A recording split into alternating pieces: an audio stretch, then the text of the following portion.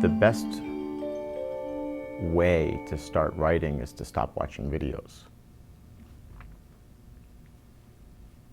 The second one is maybe to stop being in videos. Yeah, but I also, but that's a joke. But as Freud said, there are no jokes. There is no substitute for uninterrupted time, for the, not the killing your darlings thing of killing your favorite lines, but killing your distractions first.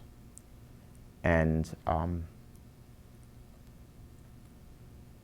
then hearing yourself talk, honestly, and hearing the way in which, or for me at least, hearing the way that that ideas are framed in speech give me a sense of how they might be framed on the page, even if people feel like they're not fluent on the page or on the screen that we still call a page. They probably speak with less ums and ahs and oohs than I do sometimes. And but primarily, I think that the real question is, what are you writing for? And I don't mean knowing your audience, because you can never know your audience. And if you actually want to write well, your goal should be that your audience is inconceivable to you. So what I mean is, know what you're trying to find of yourself from what you're writing.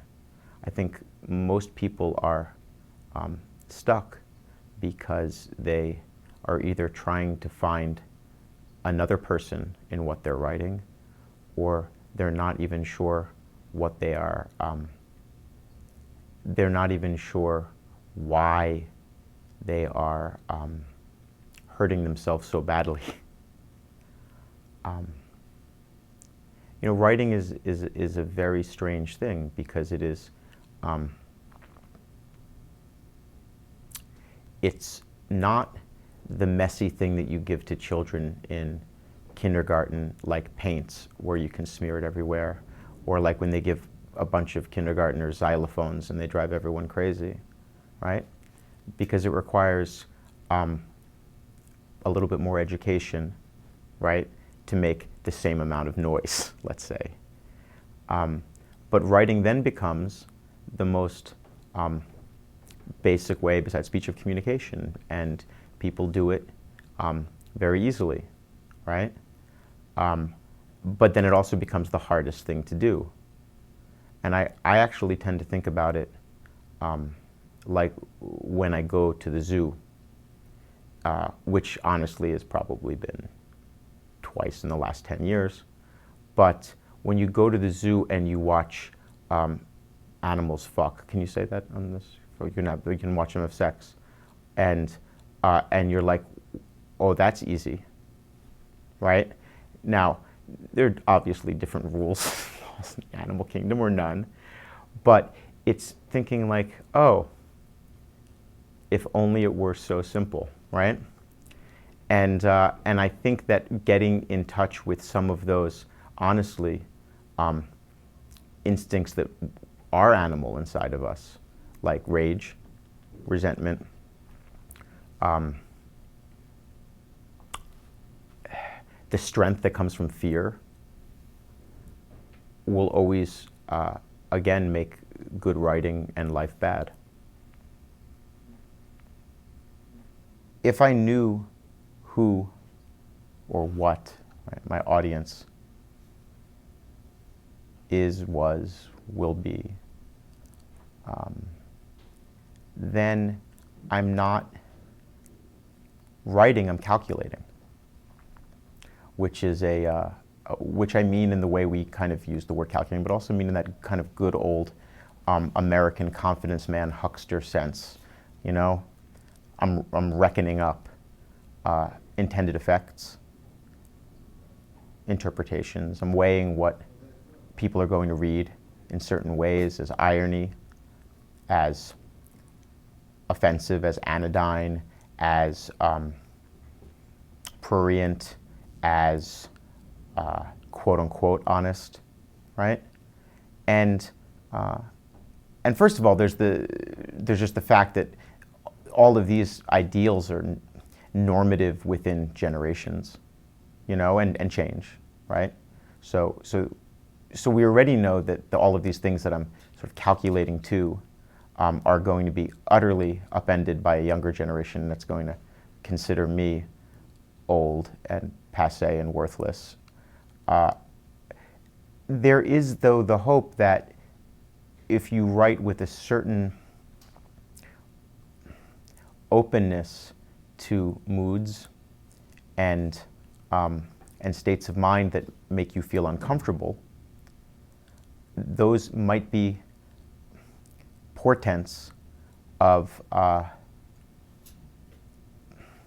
future inconceivable moods, which then would really be understood by future inconceivable audiences. I mean, that's the gamble you take, or that's the gamble I would like to take, which is to say, to put myself in a position where I am unsure as to how something will be received, and maybe unsure as to what something is. But there's something there's some integrity in the language, or there's some integrity in the playing out of the thought, however disconcerting it might be sometimes to me, or bewildering. There is something in those states of discomfort, and of discomfort presented in with linguistic integrity, that sort of makes me believe that someone will read me and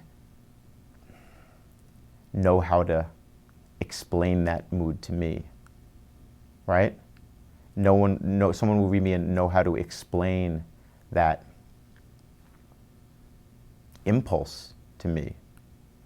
I think so much of my life, which is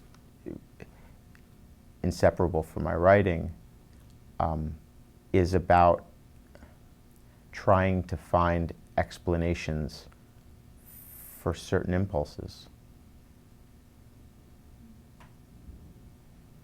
And that's, I think, what a future audience might give. But of course, you know, there's hope, just not for us, right? You're never going to be around to have it all smoothed out for you.